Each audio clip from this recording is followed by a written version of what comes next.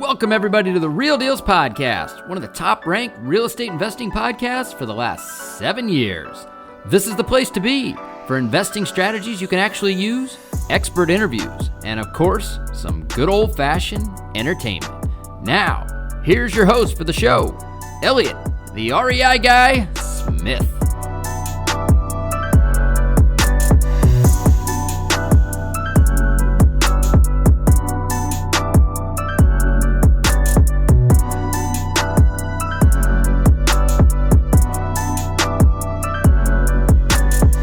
What's going on, Real Dealz podcast listeners? We are here with show 363. We were supposed to have 363 last week, but I ran into some issues. So we were in our new studio and I shot a podcast with my buddy Jared Fielding last week, which we're going to have to do again or try to figure out. So we're in our new studio. We're getting it all set up. It's got 3 cameras, microphones set up. We got a control panel room, did all of it. Great show. Did an intro, the whole works. Well, the drive that we used to store the podcast on so that we can take it off and edit it and then put it out to you, the listeners in this world, it wasn't formatted.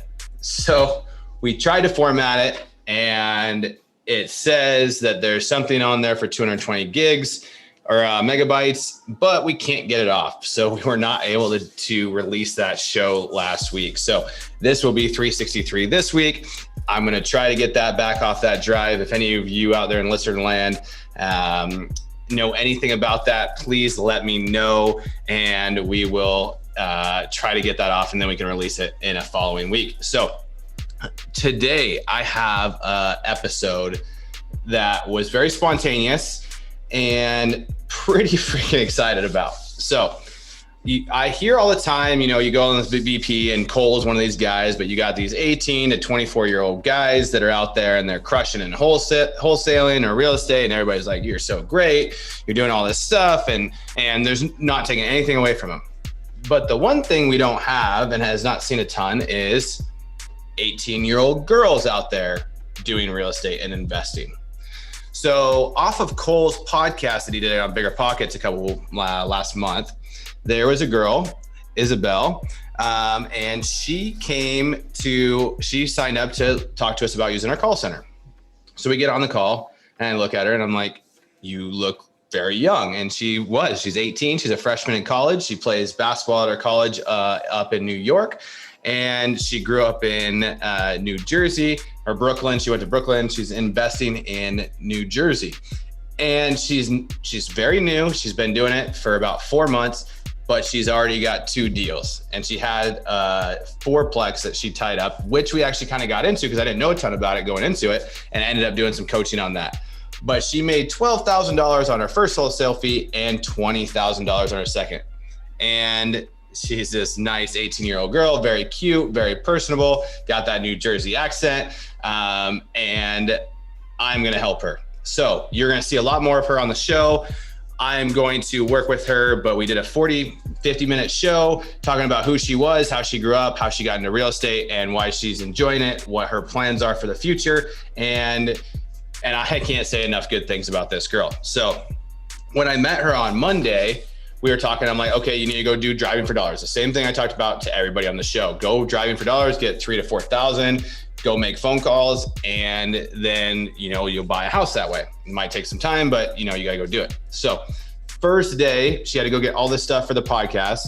She still wakes up at 6 a.m. and she gets all her stuff done, goes driving for dollars, gets like 400 houses, starts calling them last night. She just sent me a text message that says she, called 100 people and she got, what'd she say? She got 70 no's and one lady that said to call her back and then 30 of them were wrong numbers. So she just does it.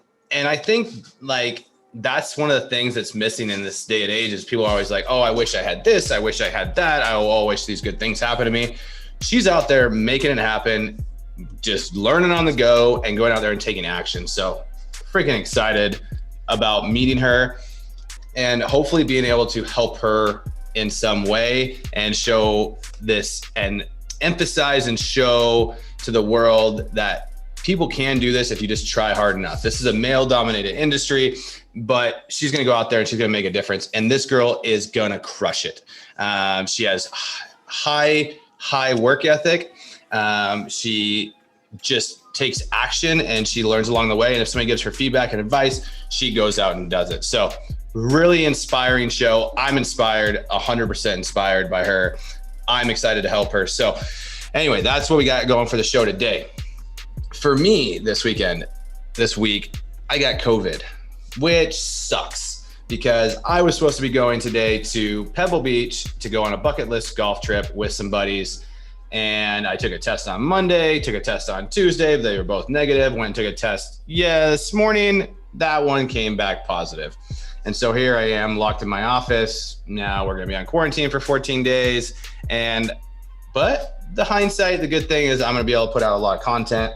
And I've been lacking on the content because I've been so busy. So pretty excited about that. Whatever, life happens, we'll make the best of it. Now all of a sudden I have a clear schedule and I'm going to be able to put out content. I'm going to be able to get caught up on Call Magic stuff, which is going bananas, by the way.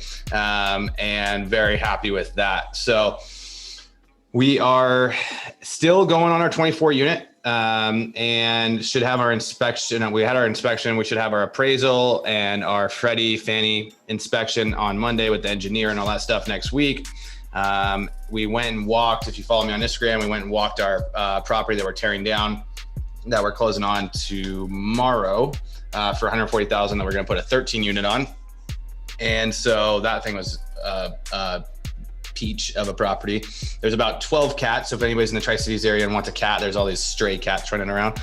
But then just went pending on a flip in Hermiston that we sold. We listed it for $247.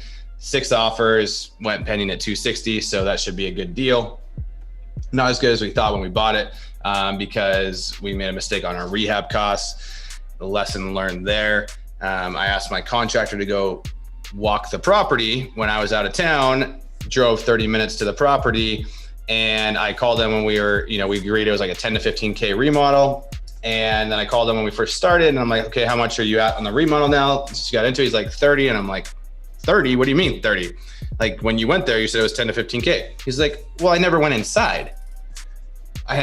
So, I guess you have to, you want to tell people to go inside to the property, but maybe that, at the end of the day, that's my fault. But yeah, so that kind of screwed us. Luckily the market kind of helped us out, but that would have been, we wouldn't have lost money, but it wouldn't have been as good. So, we thought we'd sell for 215, 10 to 15K at work. We paid 166. Well, those numbers don't work as good at 30K rehab, but had a great weekend last weekend with some buddies. Ended up not being the best because somebody got sick and just didn't know, but I'm happy I got it. So got this COVID, get it done. Now, now it's out there. And once I quarantine, I have the antibodies and I'm good to go. So, but all right, guys. Well, let me know if you have any feedback. Don't forget to follow us on Instagram, The Real Dealz Podcast on Instagram, Elliott Smith, REI, and then also The Real Dealz Podcast on Facebook. I will be putting out a form. And so look in the show notes this week. There will be a form that we're going to have you guys fill out for some feedback.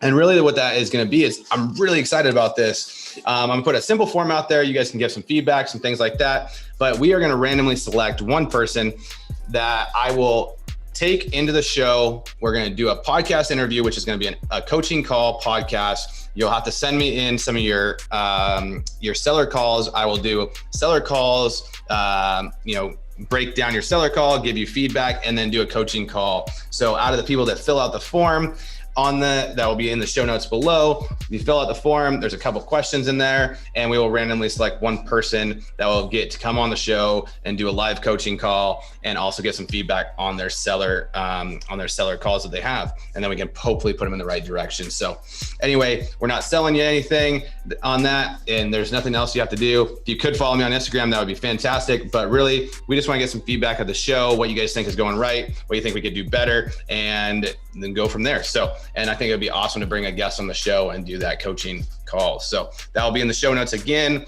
And other than that, here is a quick breakdown from our show's sponsor, and we'll catch you on the next one. All right, Real Deals podcast listeners, I want to talk quickly about our show's sponsor, Ironbridge Lending. If you guys have not reached out to Ironbridge already to talk to them about funding some of your upcoming flip projects, I highly encourage you to do so. I've known the owner of Ironbridge for a very long time. I've personally borrowed millions of dollars from them over the years to do a number of different projects, and I can say without a doubt, they are the best hard money lending company I have ever come across, and that is the reason why they are the sole sponsor of this show. I've had a lot of other companies reach out to me and want to sponsor this show, but I just won't do it. I feel like I need to be genuine in who we have sponsoring the show, and it needs to be somebody that I've personally done a ton of business with. So I personally vouch for their ability to be the best, hands down, in the world of hard money lending. You won't find better programs, you won't find better terms, and they're lending or will be lending in over 20 states. So chances are, if you're hearing this in whatever state you're in, it's definitely worth it to check out their website, reach out to them, see if they're lending in your state, and if they are, I would absolutely encourage you to do business with them. Another very cool thing to note is that they have a program for most rehabs where you can actually borrow up to 90% of the purchase price. Now, this is given the fact that you are actually buying a deal, which if you're listening to the show, that means you probably are. But if you have an actual deal on the table, they'll fund up to 90% of your purchase price, and they'll even give you rehab funds on top of that, which means that it only takes 10% down to get into a project, which is unbelievable in the hard money world. So do yourself a favor, reach out to Ironbridge Lending, have a conversation with them, see if they're a good fit for you and for your next project. I can guarantee you that you'll be happy that you did. What's going on, Real Deals podcast listeners? I have a pretty interesting and exciting guest today. She called in yesterday about using our call center, and I'm like, I gotta get you on the show. You're amazing. So her name's Isabel Zukowski, and she is from New Jersey, and she is 18 years old and has already wholesaled 2 houses and is buying a $475,000 fourplex with owner carry, and it's going to cash flow really well. And she's a freshman in college and she works at a bakery. So pretty excited to hear your story. I don't know you that well. We just met yesterday, but I'm excited. So how's it going? I'm good. How are you? Good, thanks. So why don't you tell the listeners a little bit who you are, where you're from, maybe about your upbringing, and then we can kind of dive into the real estate stuff. So I'm actually first generation in America. My whole family's from Poland, straight off the boat. My parents came when they were a little bit older than me. And they had me right after. Poland wasn't in a great financial situation, still nothing compared to, America. So they really started from nothing. My mom was a taxi driver for a little bit. She cleaned houses. My dad also was a handyman here and there. He fixed up cars. They were just, they were hustlers. Now Poland, because I just was with a buddy this weekend, and he was Polish. He came when he was 18, and but he said it was a socialist country, correct? Yes. Is it still socialist? No. No. Okay. Honestly, my whole family came over here, and so we don't really talk to anybody in Poland. Like, we don't really keep up with the news at all, so kind of everybody's here. I gotcha. What brought your parents over here? Just a better opportunity? Just like everybody else. I came here to work. Cool. Awesome. All right. So your dad was a handyman and doing and stuff, and sorry, I didn't mean to interrupt you. So keep going. No, you're fine. So obviously they didn't even speak the English language, nothing. And, so all my life I've been inspired by them because they ended up both learning the English language. My dad is a licensed electrician now. He ended up finishing school. My mom's a police officer. She went through police academy with being 8 months pregnant with me, jumping over walls. So she was, so they're both just very determined people. So I felt like, as being the first person here amongst all my cousins, the firstborn here, I had a bit of a standard to live up to, considering my parents are who they are. And that was always something that was just taught to me all my life. Both of my parents work a lot. My dad has missed birthday parties. He's missed a lot of events, So that's also a negative that I took away from them.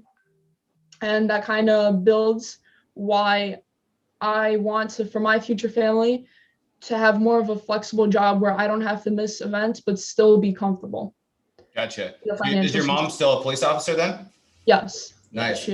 That's awesome. Is she like a street cop? Yeah, she is. Nice. Crazy world out there right now Yeah. yeah. So, and then how many employees does your dad have for his electrician business? Or is it just him? It's he actually started the company last year, so it's small, it's under 10 people, but he's building up, he's been working for different other companies in the meantime. So Awesome. All right. So growing up, do you have any brothers and sisters, or are you only child, or? no, I have a younger brother, he's 13. Okay. Yeah. Awesome. All right. So growing up, life was probably hard. Your parents weren't around a ton, but you were going to high school, playing sports. You're a pretty good athlete, it sounds like. I mean, I hope, but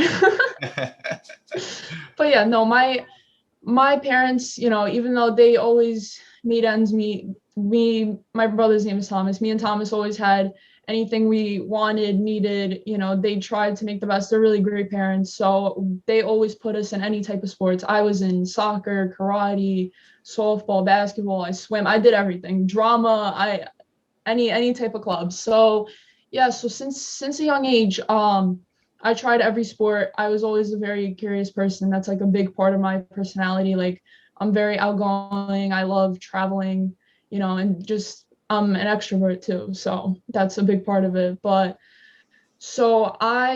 basketball is what I stuck with. So I played basketball in Brooklyn for my high school. My high school was one of the best in the country. And then I got recruited to play college basketball. So that's what I'm doing now. And I'm a freshman. What college? SUNY Oneonta. But I started as a biology major, and actually my interest in real estate made me change to a business major this semester. Nice. Now, are you going to school because you want to learn and you think you have to go to college, or are you going to school because you want to play basketball and also get a college degree? It started off as in the medical field, and so the medical field, you can't like be a doctor without a degree, that type of thing. So right now, like I want to have a degree. I think that's really important. Still considering that my parents didn't finish a 4-year college. My dad did something else. My mom did just, the minimum which she had to do. It's like I just want to have a bachelor's degree, a 4-year degree. And I also love basketball. That's playing college basketball has been my goal since I was, 10. So that's awesome. Yeah. Point guard, what position? No, forward. Okay, yeah. Nice.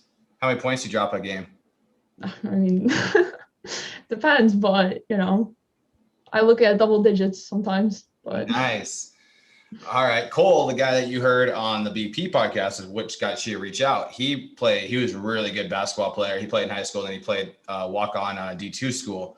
But you see him; he's really, really athletic, and so he had some moments. So basketball is fun. I like basketball. I ref it. So I was shitty at it. I was slow and hated running. And I'm like, at 15, after I rode the bench my freshman year, I was like, I'm not doing this again. So I went and helped the varsity team during the season. And my mom clipped out this coupon. She's like, hey, you can go ref basketball. And at 16, I started refereeing basketball, and I loved it because I got paid to be around basketball. And so when I was 18 in high school, I was doing varsity girls basketball games. And it was funny because I'm like, oh, you're the same age as me. Hey. So, but now that I'm getting older, it's not as good. So anyway, all right. So last year you were looking at making some extra money, and why don't you tell us about how you kind of found real estate and stuff? Because your parents didn't teach you real estate. Your parents, it doesn't sound like. So tell us how you got into it. So yeah, COVID came around. I was one of the people that were given unemployment. I did work a restaurant job, on the books restaurant job. So this was like the biggest sum of money I've ever seen in my life. I felt like a millionaire. Yeah. So I knew I had to do something with it. My parents are actually the ones that pushed me. They were like, listen, we don't know too much about stocks, but this is a good sum of money. Like, don't just go blow it. How much was the money? How much was it? I mean, I was receiving like $700 a week. Like crazy. Yeah, that's some people's, grown people's income, So yeah. So my mom was like, just go do something with it. Don't be an 18-year-old with it. Don't, go out, go do crazy, So yeah, so I got into stocks. I did a lot of research on that. I listened to a lot of podcasts. I read some books, watched a lot of videos, and I started becoming like very interested in that, type of stuff, like investing. And naturally, from what I noticed, is every type of investor that has stocks also owns some type of real estate. So that's where my interest kind of started to brew. And then last December, but what I was under the impression with was that, oh, I'll never be able to touch real estate until I could have 20% down on a house. That was always my mentality. But until December, when I went with like a big group of friends, we went to, Poconos, to the mountains, whatever, for a weekend. One of my friends was talking about wholesaling. He brought up that concept and he made it sound so easy. He was like, just put it under contract, whatever, and then you turn around and you give it to somebody else and boom, you make 20 grand. I was like, there's no way. So the next morning I was driving from the Poconos to my bakery where I work at in Staten Island. It was a 2-hour drive at 6 a.m. And I was just listening to podcasts on this wholesaling stuff. And I was like, is this legit? Like, what's up with this? So that day, I remember this, like I was at the bakery and I was reading up on it, just random Google searches. I had one AirPod in as I'm serving people cookies, I'm listening to more videos on this stuff. And that night I went home and I started joining Facebook groups. So, and it kind of just went from there, Nice. Which Facebook groups did you join? It was like New Jersey off-market properties, real estate, wholesaling, like a bunch of like, fix and flip, like just different things like that. Awesome. All right. So that's December. We're now in March. So what happened? So you got a fire lit under your ass and you're like, this is amazing. It doesn't seem legal, right? Because you're like, I just got to go find a property for less money than somebody's willing to pay me. And then I give them this piece of paper and they give me money and then they buy the house. Exactly. Yeah. I was like, there's no way. So yeah, so I actually got pretty lucky. And from all this like networking, I guess you can call it, which this is actually something that I picked up pretty early on. And I think is the most important that I take out of all of this is how important networking is in this business. Networking is something that I do every day religiously, without a doubt. So I got really lucky early on and I connected with Anthony from Platinum Home Buyers, which is a company based out of New Jersey that they wholesale properties. They also have rentals, they fix and flip. So he actually messaged me on Facebook. And so I started talking to him a little bit because I brought to him, now this is going to sound crazy, but I brought to him a property that I found on Craigslist that I thought, okay, I could just put this under contract.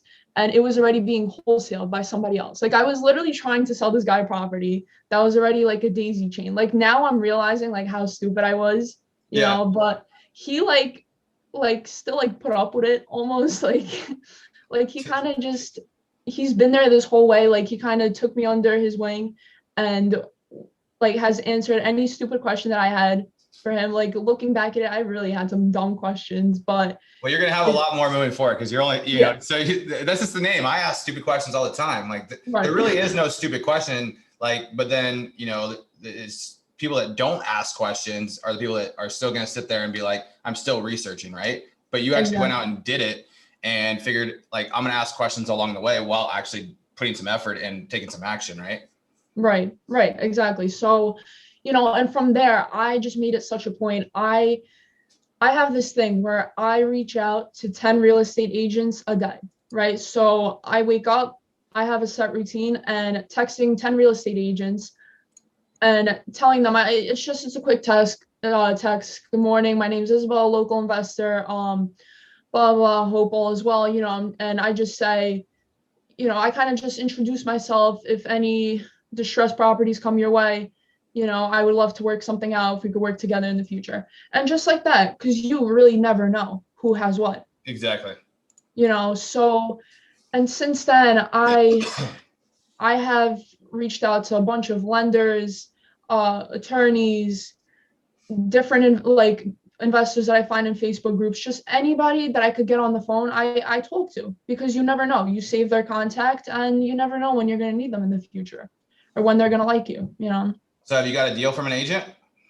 Yeah. So that was actually how I did my first deal. So this real estate agent from Jersey, when I first sent out the text, she didn't answer me. Then a week later, she was like, "Hey, I actually do have a property for you. Here's the address, and we set up a time." And she actually ended up telling me, like when I got there after I viewed it, she ended up telling me like, "Yeah, you were one of because many investors texted her, but she said you were one of the first ones that popped up in my phone. So I just, sent you a text and that's it." So it goes to show Nice. how far it went. So let's walk me through that deal a little bit. So you go to the property and it's got an agent that she wants to make some money, right? She wants to list it or make some money, right? So tell me kind of how you put the deal together, how you get made money and what you make, all that.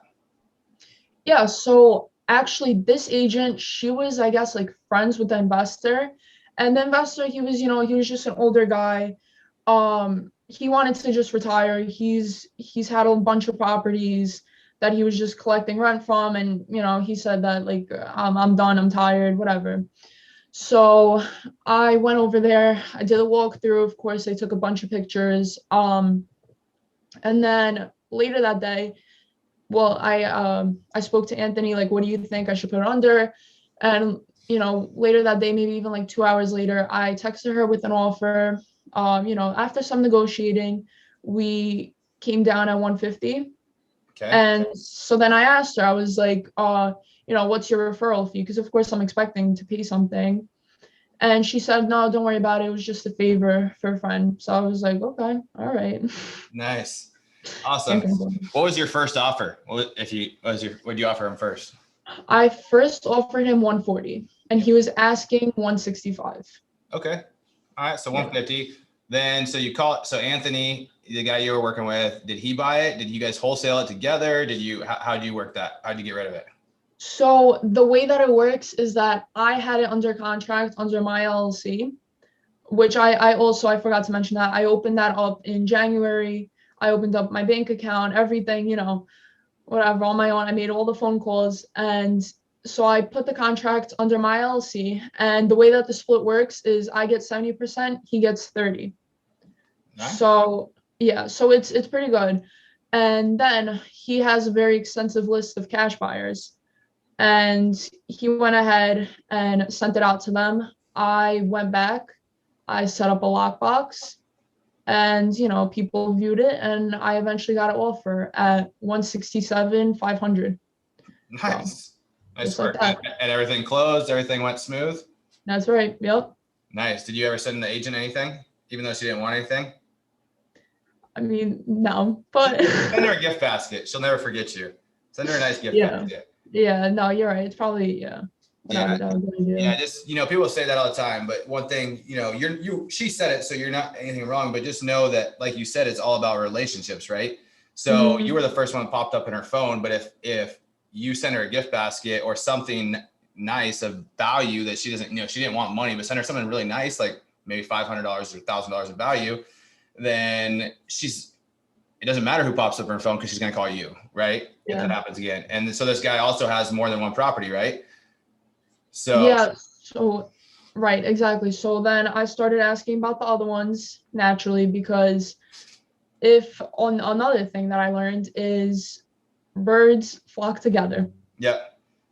So if he didn't have properties, I know he had friends that had properties. Yeah. So of course, he told me that actually one of his friends, who's also older guy, is looking to sell property soon. So, he just sold one to me. So I'm expecting a phone call from this guy again.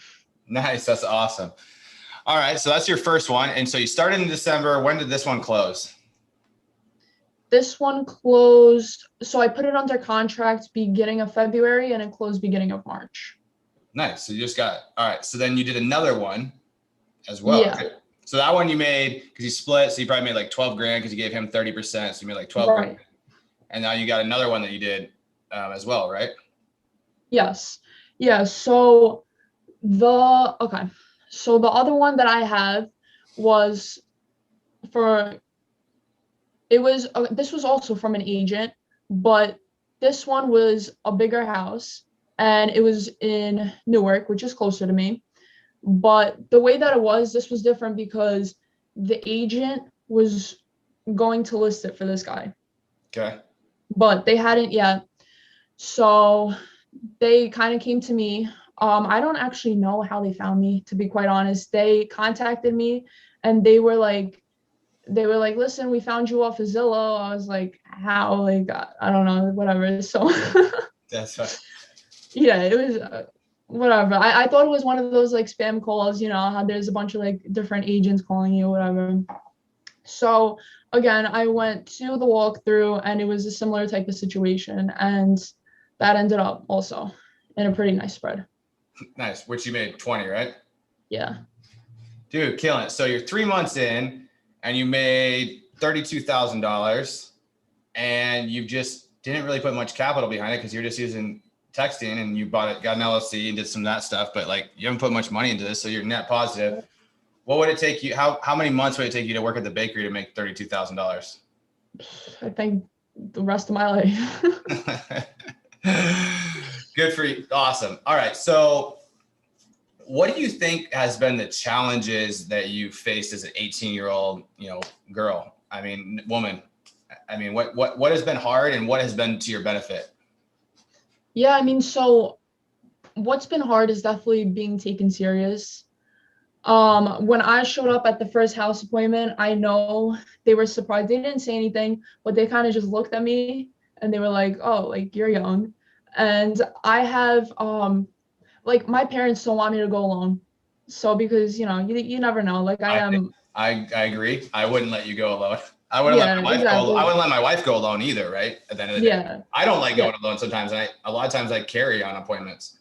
So, Right. That's what it is. Like most people go with partners, but mind you, all my partners, who am I going to take? A friend who's another 18-year-old girl? Like, yeah. it's just, so it's either my dad or my mom would come with me.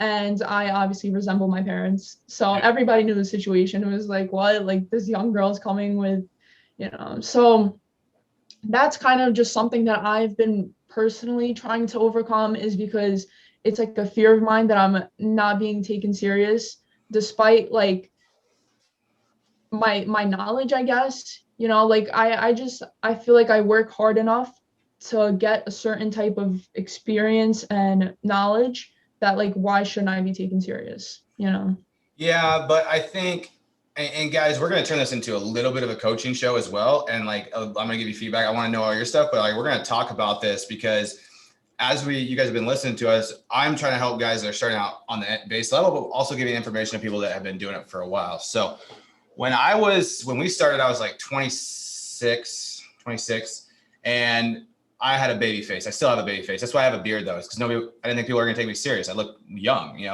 and so the problem is when you don't know what you don't know, right? And so you don't know what it's going to cost to rehab a kitchen. You don't know what it's going to cost to rehab a roof to a certain, until you start doing it and getting more and more houses, right?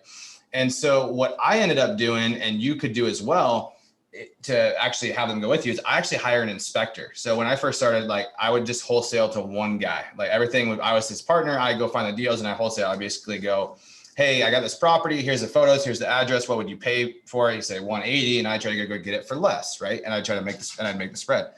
But there's a point in time where he's like, oh, you can't finish out the basement, or you can't do this and that. I'm like, I don't seem right. So, but I didn't know. I had no idea. I didn't do construction. So like your dad could probably help you on electrical stuff, but like, does he know roofs and all these, all those things, right? So I went and hired an inspector to go with me, and he wouldn't do like a full report inspection. He would just go with me and say, point out like what the issues are, like what are we looking at? And so I pay him $200. You probably pay $250, and have an inspector go with you. That's usually going to be a middle-aged man, right? And just be like, hey, this is my inspector that's coming with me to point things out. Super friendly. And then they'll show you things that are going to be issues, so you also know them as well, and you can start learning that as well, of what they're looking for and what they're looking at, right? Because I don't know if you know anything about like a cracked foundation. Do you know like the difference between a vertical crack and a horizontal crack? or oil tanks or septic versus sewer, right? All those different things that you just got to learn over time.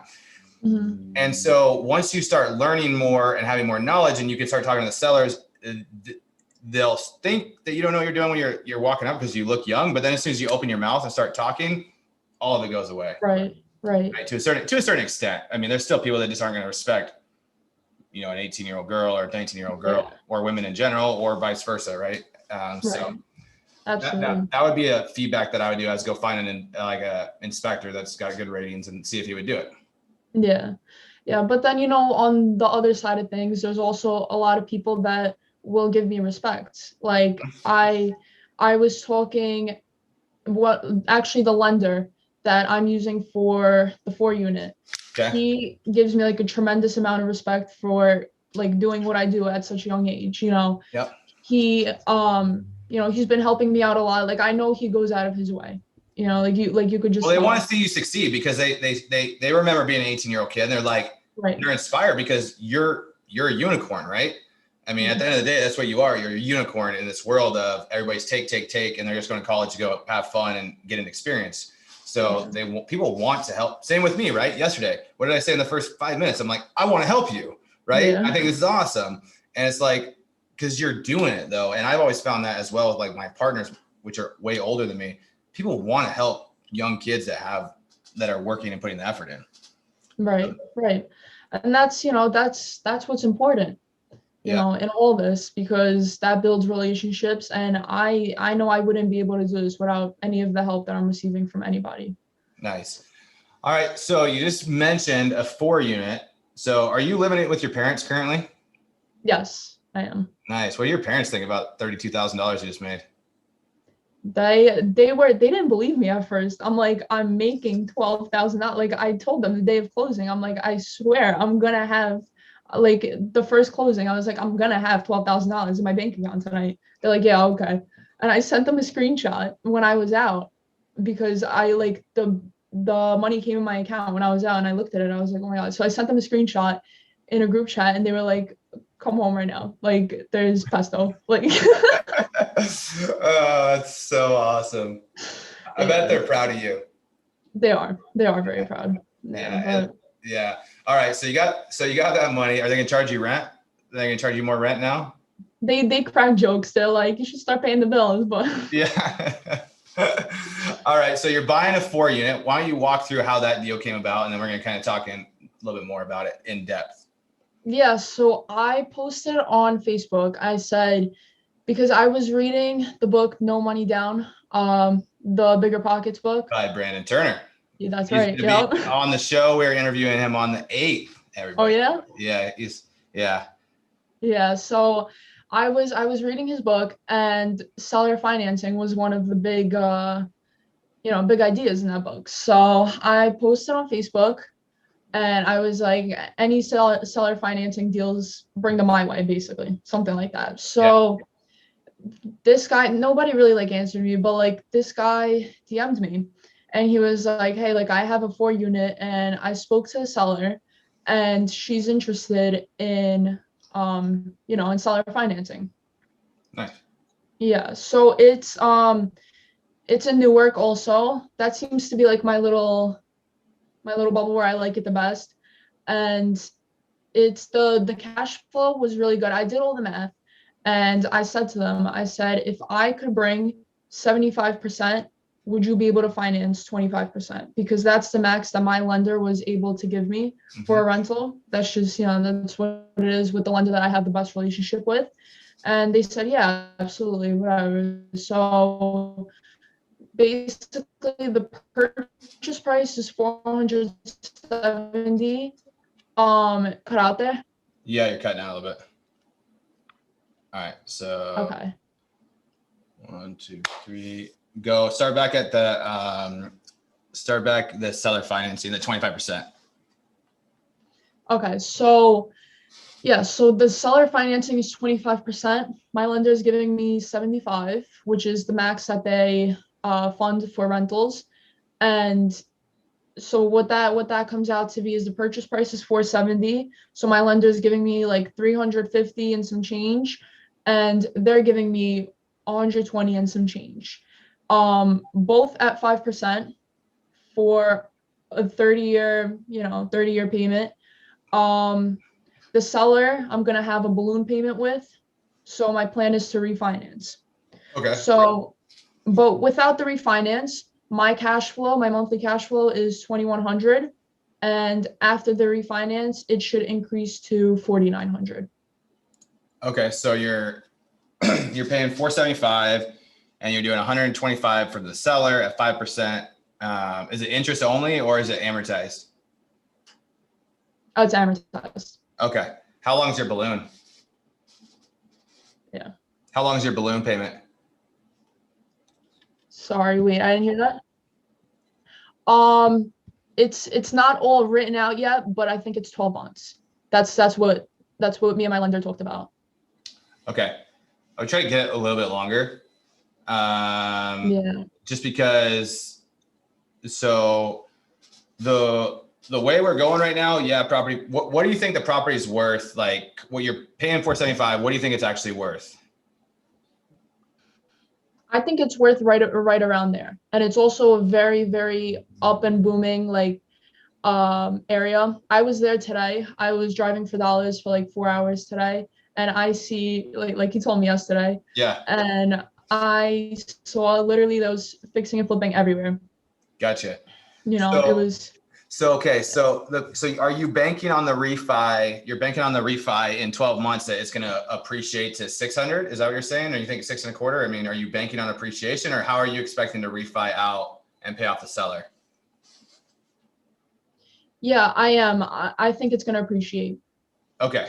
Yeah, definitely. So we can talk a little bit more about, well, let's talk about it now. So here's the concerns that I would have, right? So first off, it sounds like a really good deal. Like it's going to cash flow really well, but 12 months is not a lot of time, and a lot can happen in 12 months, right? Interest rates are rising currently. Are you planning on moving in the property and living in one of the units? No. How far away is it from you? It's like 20 minutes away from me. Why don't you want to live in one of the units? It's not the best neighborhood. Okay. Yeah. The thought process would be if you lived in one of the neighborhoods, you can get owner occupied financing, right? So you can go 5% down or things like that. But the concern would be is if the market doesn't appreciate in 12 months and you don't go do a ton of rehab, or you don't force appreciation and raise the rents a ton, will the lender be able to refi you out and pull all the cash out for the seller on the second? So, does that make sense? Yeah. Yeah. So, because when you're buying these deals, you really want to make sure, because what happens if you can't pay them back in 12 months, right? Then they just take the property back and then you lost your property, right? Yeah. So in theory, it sounds easy, but so if I was to structure seller second, right? What I would do is and they might still go for this. Is everything agreed upon already? Or are you still in negotiations with everything? No, I'm still in negotiations with everything. So if I'm you, I'm looking at this since the lender's doing 5% on the 350.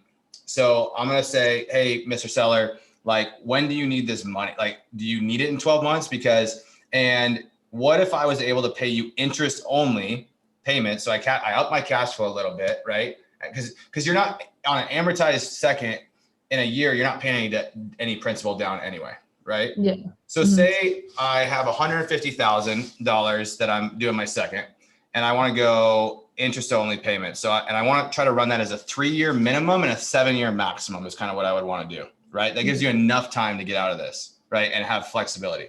So you can say, hey, I'm going to pay you minimum for three years and I have a early payoff prepayment penalty. So if I pay it off in a year, I pay a little bit more. If I pay it year 2, I pay a little bit less. And if I pay it off, before my 3 years is up, it's a little bit less then. So if you were to go, because if you're on 150, what's your payment going to be with the 150,000 on the second?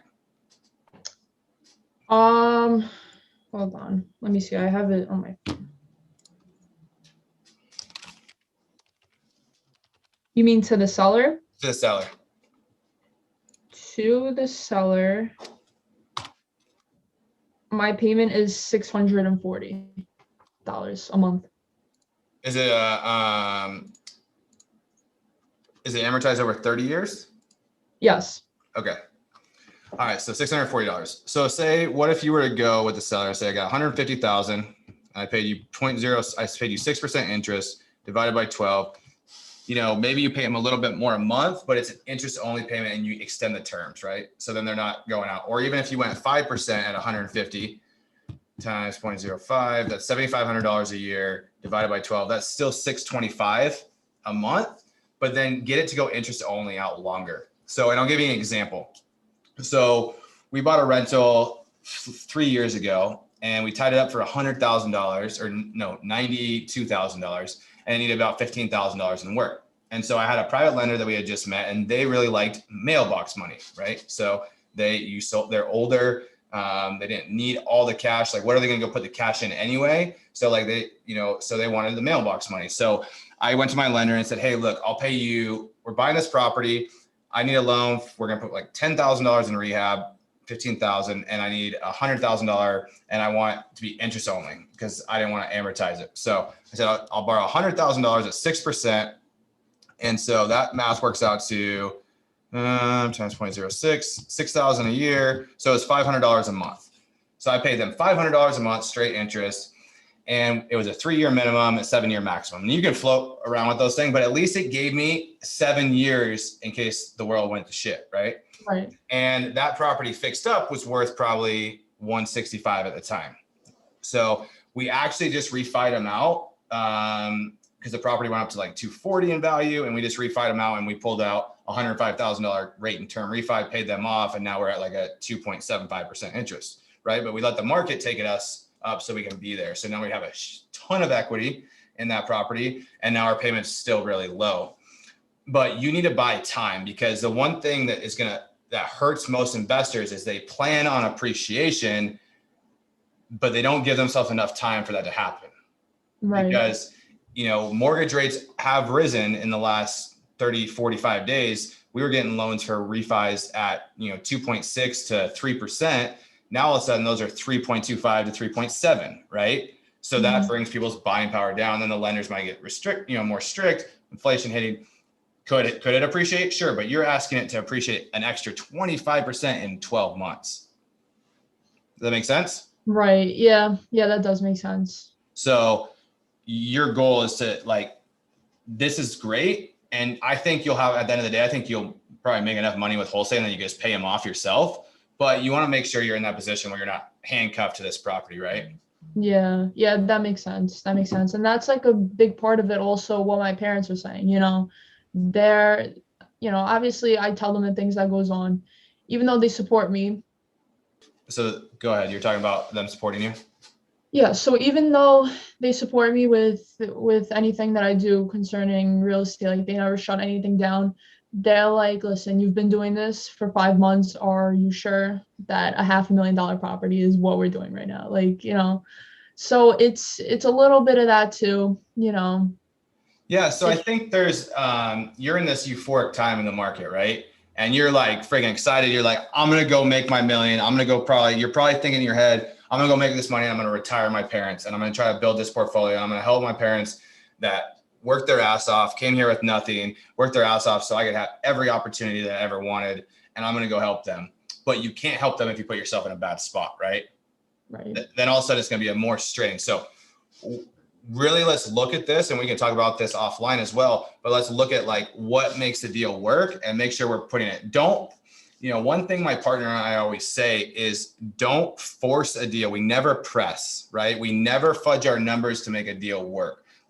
We always base it on a rehab. We always base it off of what we know it's going to cost us to rehab plus a little bit. And we always base our sales price off of what we know we can sell it for today minus a little bit, because then we never are in trouble. So for instance, we sold a property last January and we were set to make 70-some thousand on this property, but then we had to put a new sewer line in it. They found an oil tank, and then our guys ended up screwing up the sewer line later. So we had another $8,000. So we were in this thing another $25,000 when it was all said and done. That's going to crush most people. But since we worked within our numbers, we still made $50,000. That makes sense. So you don't want to ever force a deal just to have a deal, right? You don't have to make money right now. You live at home, you're going to college, you have money in the bank account. So don't force it just because it's a great idea. Because we're in a euphoric time at the top of the market, potentially the top of the market. See what happens with the Fed and their money printing machine. But that's kind of the thought process I would have. Yeah, absolutely. And that's, that's like a part of just this whole thing. Like I'm very, like, I want to build my whole rental portfolio now. Like I have all the time in the world to do it, and that's what I feel like I need to realize that sometimes. Yeah, you don't have to go too fast. Like when Christy and I started, we had a couple of rentals, but then we had to go make this money wholesaling so we can get financeable and flipping properties. And now all of a sudden we went from like 5 rentals started last year to 41 rentals. So like our doors. And so like exponentially, and now all of a sudden we're buying another 24 unit that we're under contract with, and we're building a 13 unit. So I think by the end of the year, we could be at 100, right? But it took time, or 1, 2 for a couple of years, 3, maybe, then all of a sudden, then it grows, right? But you need to have money in reserves. I hear this from guys all the time when they start tying up deals sub 2 or whatever, they're like, or tying up these deals. It's like, how much money do you have in reserves if the shit goes wrong? Like you have to put a new roof on it because like a windstorm comes or whatever, you don't have the insurance money to cover it. Well, then you got to pay for this. What happens if the sewer line breaks? Well, that's $10,000, $15,000 right there, right? All these different things. Like, do you have the money to cover those things? And so that's the thought. And who are you going to go to? Your parents? Or are you going to have, if they don't have the money, are you going to have to give the property back?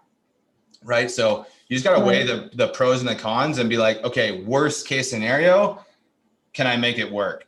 And like, am I going to be able to do this on my own? Make sense? Yeah, it definitely does. Yeah. All right, cool. Sorry, I didn't mean to go on a tangent. So anyway, now what's the plan? So we talked yesterday where you're starting to drive for dollars. So you're still texting your agents, but then you start driving for dollars and try to get 3,000 to 4,000. And you got a girlfriend, a friend that's a girl that goes with you, right? And you guys do it together? Yes. Nice. She's in today. Does she want to do real estate too? Yeah, she does. Nice. It's good doing it with friends. So, all right. So you guys drove for dollars. Kind of maybe talk to me a little bit because that was your first day doing it. Talk to me about how it went, and we can kind of go over a little bit and what your thoughts were.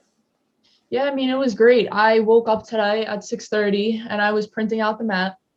And, the map of Newark is huge. I wanted every single little street. So I printed out each paper to be a different section. I was cutting, taping, like a 5-year-old with the arts and crafts project. So that was how my morning started. And then we went out. We downloaded the Driving for Dollars app. We also used the PropStream app, which we found pretty helpful because you could just put a setting that you're driving and it tracks your whole ride and everything. So nice. That was pretty good too. So, and we were just looking for any type of distressed properties, that the blinds are like broken or the lawn is unkept or something's boarded up, anything, any sort of, And that was that. So we only went for 2 hours today and we collected 400 properties. That's great. Did you find any vacant ones? Yes, we did. Nice. What did you do with those? Did you write those down like we talked about? Yes. Cool. Yeah, but I didn't get to you have school, you have work, So, okay, so then we can go over those. And so then you're just gonna keep doing that until you go build like 3,000 or 4,000? Yep. Cool. So a couple other good thought processes when I'm driving for dollars is old cars, like older houses, but then like old cars like Buicks, wheelchair ramps, those little radio antennas that they'll have up there. Yeah. Like, there's no 30-year-old that has a radio antenna on the top of it. So, there's things like that. So there's a lot of other things that you can look for in there as well. Yeah. I mean, we were driving past the house. It's going to sound horrible, but there was a lady coming down in one of those stair things that you sit on. Yeah. And I was like, Gianna, write that one down. I think Joe Biden needs that for when he's going up the stairs to the Air Force One. Yep, I saw that. All right. So you got that. And I'm freaking excited. So guys, you're going to make some calls and you're going to record them, right? And then I'm going to I'm going to try to get them on this week's show. If not, we'll do it next week's show and we can give you some feedback on that. So what's your thought process moving forward? Are you guys currently playing basketball? Like, are you out of your basketball season? Are you going to quit the job at the bakery? What's your thought process? I mean, so as for basketball, we're ending the season in about a month. I mean, when I say season, I mean like Zoom practices that I'm in my basement dribbling a ball. Like it's not, Are you yeah, serious? it's That's so dumb. yeah, no, it's terrible. It really is terrible because my school is 4 hours away from me. It's upstate. So, and there's a lot of people that are coming from downstate. So we're not all together. We just started being allowed to practice all together, but not everybody's there. So that doesn't really cut into any type of time, restraints. As for the bakery, it's I don't really plan on quitting because what I do is I use the funds that I make from the bakery. It's not much. It's an $8 an hour job. So I make like 150 a week. And then all of that money is what I buy my lead list with. So that's what I'm using right now for that. And then, I plan on continuing just cold calling. How many hours a week do you work at the bakery? 15, 20. So not a ton. Is it a family friend or is it or is it just a job? No, it's just like a job. Yeah. Bakery near my house. Okay. Yeah. You can make a lot more than $8 an hour if you go out. Oh yeah. So, all right. So then you're going to school still. How are your grades in school? No, my grades are good. They're good. Yeah. It's going from a biology major to a business major. It's much easier. It's like a walk in the park, honestly. Cool. Where can people find out more about you? I mean, you could follow me on Instagram. My handle is Isabelle, ISABELLE, with 3 E's, .z. Gotcha. I'm following you right now. All right. And so awesome. Well, thanks so much for coming on the show. Guys, I think let us know if you like Isabel's show. I really liked it. I think we're going to have you back a couple more times because I want to follow your progress and I want to help you. There's a couple people that come through our call center every now and then that when I talk to them, especially now that we're early enough, I'm getting too busy where I'm not going to be the one to be able to do the calls very much anymore. But I want to help people because I had people help me along the way. And so there's certain people that are working their ass off. And I think you're one of those people. And I think you have a great future ahead of you. And I'm so happy I met you. Same goes for you. I'm really excited, and see where we go together. Cool. Awesome. Well, thanks for doing the show, and Real Dealz guys, we'll get you next week. Later.